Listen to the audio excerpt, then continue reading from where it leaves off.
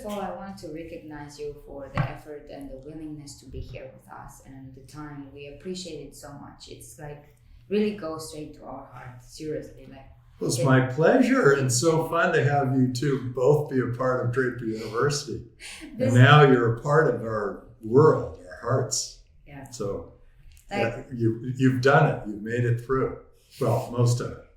You know, when I heard first time about you from her when she had like the pitch competition and we were going to Draper. I was like, okay.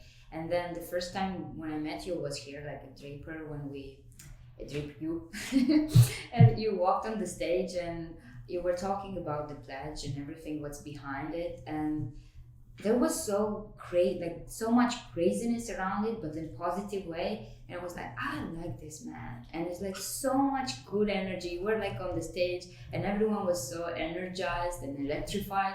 I'm like, what is he doing? What's the secret? And I'm like, how do you find that inner peace in all this variety of activities that you do in your life? I have had a wide variety of activities, particularly today and yesterday, because today I spent 3 hours painting a masterpiece called Decentralize Everything, and it has Bitcoin, trust, freedom, and then it has California broken into 6 pieces, and it's got the US flag sort of like and the Chinese flag sort of broken into lots of pieces. And the thinking there is that decentralize means make decisions locally, and as many decisions as you possibly can locally before you bring them up to make them at the family level, and then maybe make them at the community level, and then maybe the city. But it's got to be a really important decision that should be very thoughtful and affect because it affects all those people before some leader, president or whatever, makes any kind of decision. The Russian president decided he just wanted to go to war, and all those people in Ukraine and all those people in Russia have been damaged by it. I mean, he just decided to go to war, and just kind of on his ego alone. The Chinese president just decided he wanted to lock everybody down so that he didn't get COVID or something. And that destroyed the entire global supply chain. I mean, these people, they're making a decision. They think, oh, this is very important. They put a Band-Aid on something. But boy, these decisions are far-reaching. They're making huge, huge mistakes. So I say decentralize everything. The Supreme Court decided to overthrow Roe v. Wade. Well, when Roe v. Wade came, the Supreme Court made that decision. In both cases, they alienated about half the country. And I look and I say, well, why don't you just push those decisions down? Those are either family decisions or religious decisions or personal decisions. Why do we have to enforce our values on somebody else who doesn't have those same values? Why does that feel right? So anyway, that's what the artwork is about. So very exciting.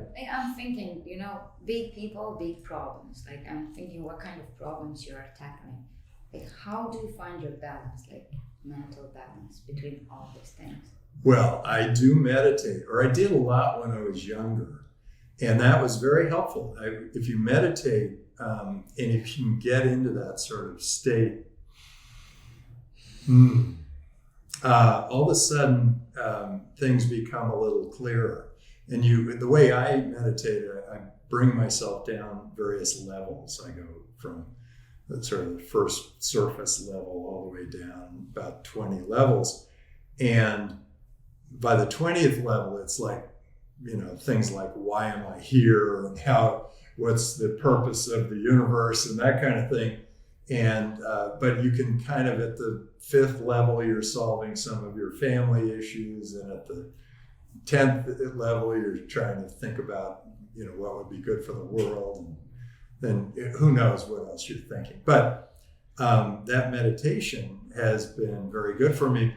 I don't meditate that often, but I can actually go into the state pretty quickly. And so if things are getting too chaotic, either I just smile or laugh like I did last night, where I just thought, whoa, this is chaos and fun chaos. Mostly fun. Or mostly fun. Or I just sort of try to get back into that state so that I'm in at the equilibrium. I see.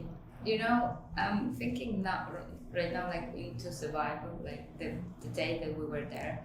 And I think like most of our cohort, they got like a moment in their head, like impregnated a memory that it's one of the lowest moments, but they we somehow overcame it, survived. I'm thinking like, what have been your lowest moments and how did you overcome them? Well, first I'll tell you why we do survival, and it is so that you do have very low moments. Ideally, I mean, the best survival was when it rained all 5 days. Oh my God. And the thing that was the most valuable in that survival was socks, dry socks. Otherwise, people's feet were just melting. And there is a reason we want entrepreneurs to know how low it can go and that you can still come out of it and don't worry about it. And so that's a powerful thing. That's a strong and powerful thing to have a baseline where you say, well, I could always just be sleeping under the stars again, with, and just holding on to somebody else for warmth or whatever. And then you have that and you say, oh, well, then the sky's the limit. So or there's no limit to the sky. And I can do anything. And I think that's the goal for us, is to try to make sure that you, as entrepreneurs, feel that you can do anything. My low moments, well, I've had a lot of low moments, but what I like to do is I like to think about them as something my dad used to say, which is just think, when things get really, really rough, think of what a great story it'll make. And so sometimes I do that. Sometimes I just think, well, how would I put this together in a story? And then you tell the story, and then it's sort of, once you've talked about it, it kind of blows off your back. You don't have to. I think when people go through crises and they keep them all to themselves, that's where they start to spiral down. I think if you have a crisis, hey, I fell off a horse and broke 6 ribs on my back, and I don't think I've felt that kind of pain in my life before, and but I thought about, well, this will make a good story. I was on the president of Chile's ranch. I got bucked off a horse. It was kind of a big deal. And then you said the horse was the best. Well, I got the biggest, fastest horse, and it was a nice horse. And but the horse wanted to run, and I was trying to keep it from running. And I let the reins out for just a second. So it's kind of, you don't want to spend too much of your time wallowing in sorrow about something that went badly for you. I think you really want to spend your time thinking about how do you make things better. One of the most positive people I know is Gina Close. And she comes and dances and but she's been through so much personally. Yeah. And so I give her so much credit for that, is to keep a positive attitude when a lot of things could have gone very badly. And it turns out people are more attracted to people who are optimistic. They feel better. They want to be they want to be there. I have a friend who, if I come to him, and with a friend, you're supposed to be able to say when things aren't going well. If I come to this guy and I'm down, he just says, "Get out of here." Oh, okay. And when I'm up, he wants to be up. So he's got, he basically, it probably helped train me to just always think, well, what's the bright side? So when it's like a negative thought, what you do is like you accept it and then focus on the good side of it. I try to just, well, if you have a negative thought and you realize that then you got to do something about it to get rid of it. That's good, but like what? Well, it depends on the negative thought. Give me a negative thought and then I'll figure out what to do with it. Okay. So it's like an action which takes you out of the negative thought? Yeah, if you had a negative thought, then, what do I do about it? So I come up with a negative thought. I'll see if there's something I can do about it. And then if there's nothing I can do about it, or if I've done all I can for the moment, then I'll let it go. I think this comes with time and with wiseness, I guess. Like there's not that many men out there which are vulnerable, and they allow people to see the vulnerability. I see like it's a strength. Like I'm really curious. What's your opinion about self-love, self-care, self-forgiveness, and how to apply that in your daily life? Well, self-love, everybody's got to love themselves, because otherwise you've got nothing to give. You're focused too much on yourself. Self-love, what were the other two things? Self-forgiveness. Self-forgiveness. Oh yeah, you got to forgive yourself. You got to let those go. You've got to feel like if you've done something and you go, oh God, why did I do that? You have to kind of go, okay, well I did it. So now what do we do from here? It's a little like, I played a lot of board games when I was younger, and if it's chess, I make a move and I got to live with it. As soon as I take my hand off the piece, I got to live with it. And if he does something unexpected, and I'm in trouble, then I'm in trouble. I got to adjust. And so I have a new, or in a game of cards, if I play a card, here are the cards I've been dealt. So what do? Do the best with the cards you're dealt. And chess is good, Risk is good, Monopoly is good, because Monopoly is particularly good because you could have a fortune and then it's gone. And you sort of feel like, oh God, now what do I do? And you say, I did that stupid thing, but now what do I do? And so you have to sort of rethink your strategy, rethink your life. And so when something takes you down, then you kind of go, okay, I've been through, I guess, 4 of these crashes in the stock market. I wasn't prepared for the first 3, but I was prepared for this one. It takes 3 times. It took 3. I'm slow. I'm a slow learner, but eventually I get there. So knowing that but when the market crashes around you, or then you have all these doubts and go, oh no, all those things I did, and what do I do? Maybe I made a whole bunch of mistakes, or maybe I've really affected people negatively, or I've done something wrong. Those are the thoughts where that's the time to double down. When you start thinking that way, it's like, first of all, you're wrong. Don't think that way, because you've been doing good things all the way along. Just because you've got you stepped into a hole doesn't mean that you haven't continued to do good things. And now that it's a hole, you got to lift yourself up. Now the other thing is, I actually like lifting other people up when they have fallen, because it's really interesting. Those are critical times, and sometimes when somebody has fallen, you can really have an impact on their life by just jumping in at the right time. So I tend to do that. And I tend to take, and they think I'm a big risk taker. I take risks, but I don't take risks that will break me if they don't go well. You know how I see it? If I look at it, like I see you a very free person.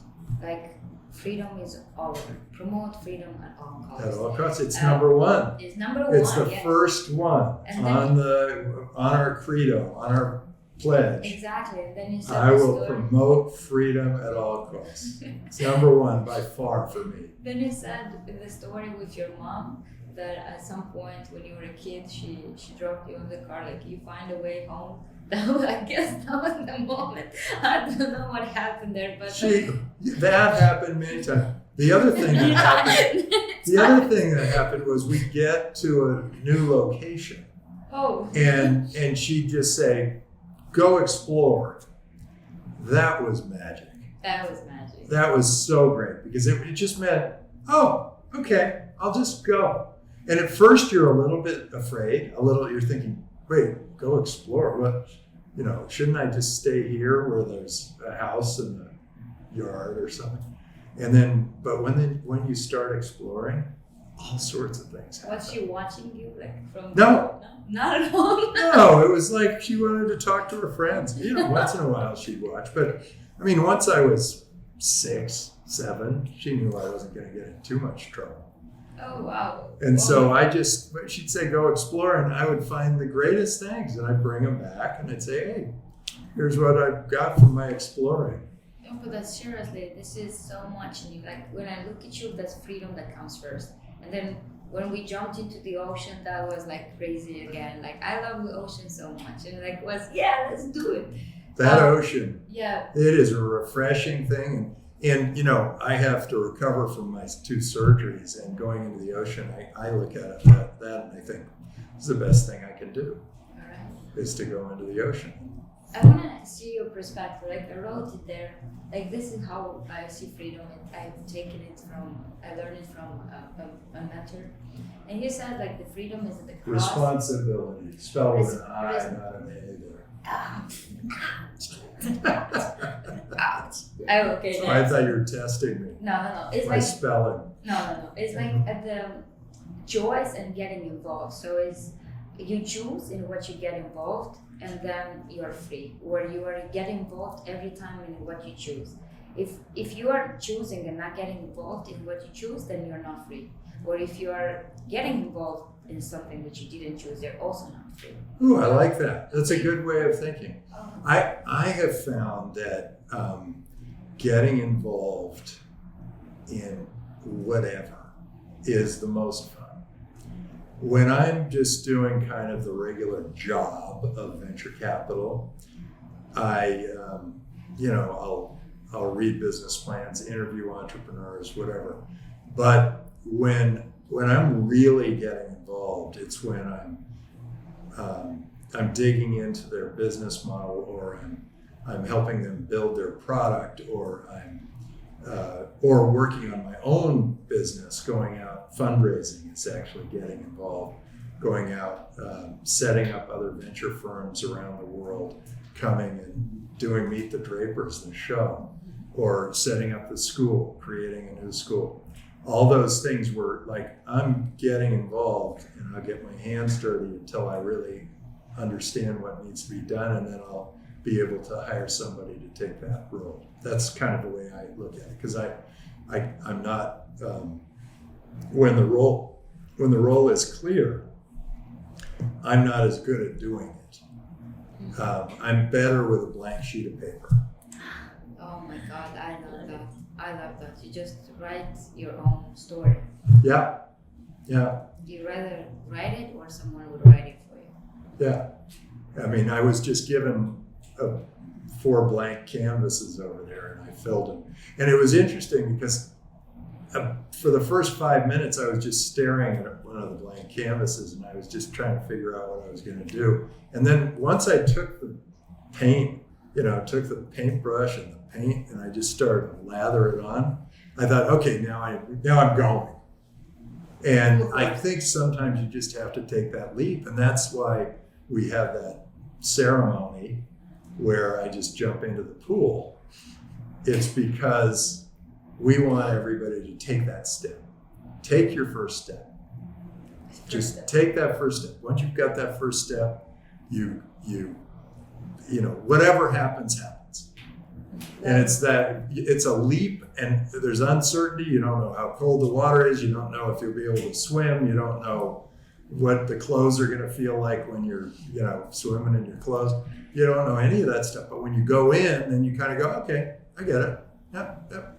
And I lived through it, so we're good. I love that. Vio and I at the moment we are writing a book where we document the process of launching Self-Talk. Being in the pool. And also documenting the process of building the algorithm behind the human mindset, the most elevated ideas that we as humans collected and like to navigate this world. And one of the chapters is about money. Money beliefs, money mindset. We both come from a country that's about money. Yeah, money. Yeah, great. We both come from a country that's like a developing country, and there's a lot of scarcity attached to the concept of money. And we paid a lot of attention to, detach ourselves and upgrade those beliefs. And I think you are the right person to talk about like money mindset and like money beliefs, because you come from a family of venture capitalists. Yeah. And I was really curious to see what beliefs did you pick up from your family and how about money, or like money mindset, and how did they progress over time? Well, my father used to say, "Easy come, easy go," and that's the way he looked at money. It's like, well, we made some money, we lost some money, and now we got to struggle. There were times when we had very little money, but we were having a blast. There were times when we had a lot of money and we were not. We were kind of overwhelmed by it. I think it's really important for every family to talk about money. I think every child should have an allowance when they're 6 and start earning money for the work they do when they're 6.5. And then get to the toy store so they can see how they can take the money and turn it into a toy, or an ice cream store to turn it into ice cream. People should understand that, hey, if I earn this, if I work, then I can do this, or I can try this. And if I don't do that, maybe I'll have an allowance, but I won't have the big thing. I won't. They always worry about child labor laws, and I guess that is a big problem if you're like working kids 8 hours a day doing the same thing over and over. But I did a lot of different odd jobs. Painted a trailer. I picked apples and sold them on the street. I bought oysters and resold them door to door. I mowed lawns. I weeded gardens. I did a bunch of different things, and each of those were kind of like a step toward thinking, knowing that I could do things like that, for one thing, like getting my hands dirty and I can try stuff. But also just that concept of how money, and then how much I made in different jobs, and being able to compare them and say, well, I was making more money doing this, and it wasn't a lot of work. When I bartended, I was thinking, wow, those are big tips. And that wasn't that hard. That work wasn't that hard. And when I was weeding the garden, I was making a penny a minute. And that was not good money. So I kind of, you start getting a perspective. The more jobs that you can take, the better the perspective can be. I'll tell you, it's interesting. When I picked apples, I was with my mom said, hey, there are all those apples on the tree, what do you want to do with them? And I said, okay, I'll pick them and I'll sell them on the street. So I pick all these apples and I start selling them on the street. And a couple of friends come up and they come and go. And I did it for about 4 weeks.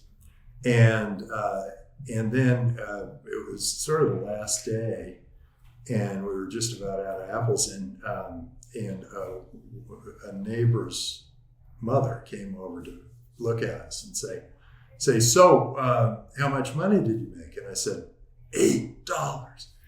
And I've got my $8. And she said, let me see that. And she takes it from me. And there were about 4 or 5 other people just hanging around. And she takes $1 and she gives me $1, gives this other guy $1, another guy $1, another guy $1, girl $1. And then she takes $2 herself and walks away. What? And I thought, this is socialism. I don't like it.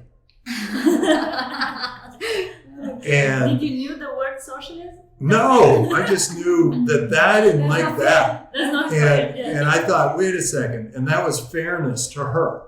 She felt that was fairness, that the government takes $2 of the dollars, hands $1 out to everybody. And everybody's fine, happy. They all get $1. And I'm thinking, I just put 4 weeks of work into this. And I ended up with the same dollar as everybody else. That made no sense. So I've been a capitalist ever since. Nice. And that freedom to go make money and you earn what you keep. I pay taxes. I like paying taxes. I think it's good for, you can help out other people. And a lot of interesting things come from paying taxes. I don't like regulations. I don't like when the government says, no, you can't wear your hair that way. No, you can't wear a sweater that covers your neck. No, you can't, red is not acceptable for fingernails. That kind of thing. And that's what they've been doing to the blockchain. They've been saying, no, you can't do that. Because we have this law, 80-year-old law, that we're adapting to this new world.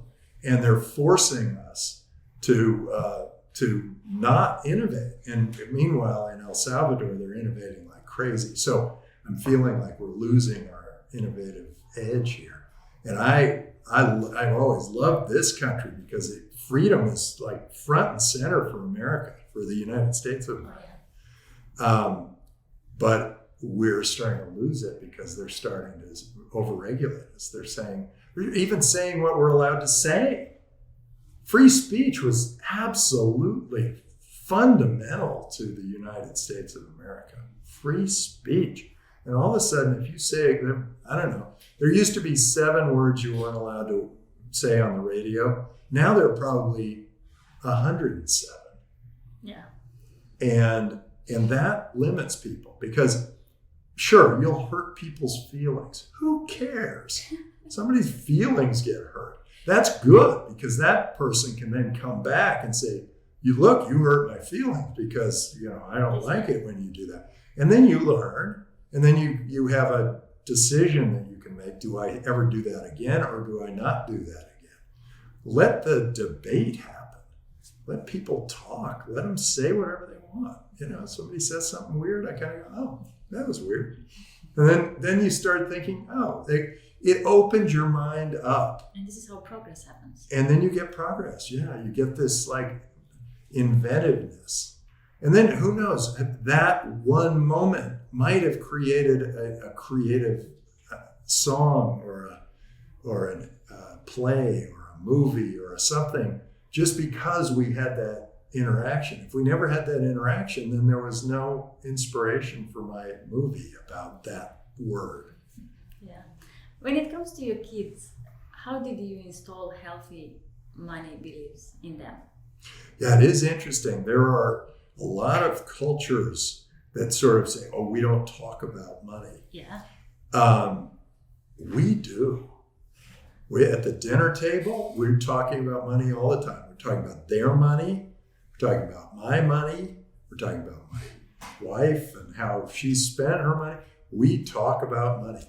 And the reason we do it is we want people comfortable with it. We don't want them to be sort of hiding or trying to figure something out. We want it open so we can go, yeah, okay, well, Bitcoin went from here to here, so we've got less money, so be careful for a while, but it's going to come raging back. So we believe that Bitcoin's going to be here forever and ever. So, we had the stock in that company, and that company went bankrupt. I mean, it's great for people to know that things can go badly or well, and that they may have to adjust their buying habits based on that. I think that's really important. And if you're an investor, first, you don't want to invest anything you can't lose. People always say, well, that'll never happen. never happens.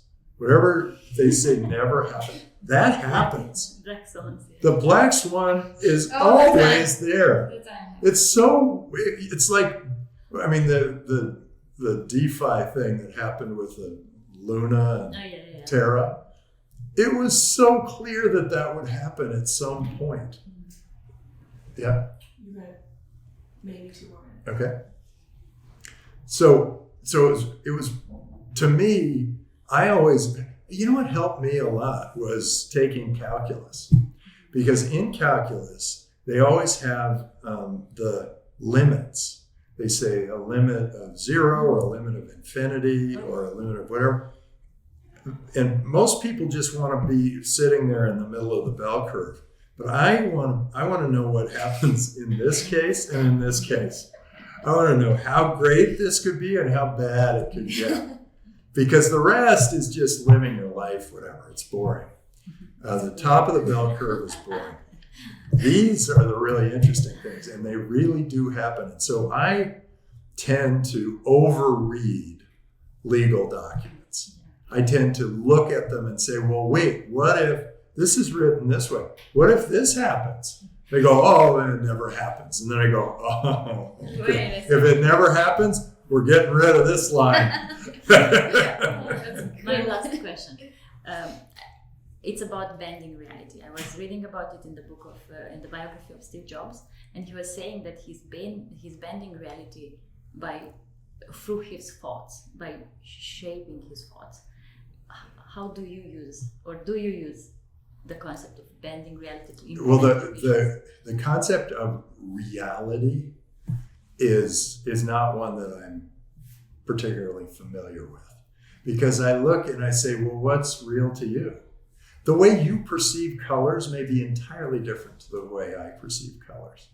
You've got blue eyes, I got brown eyes. Who knows?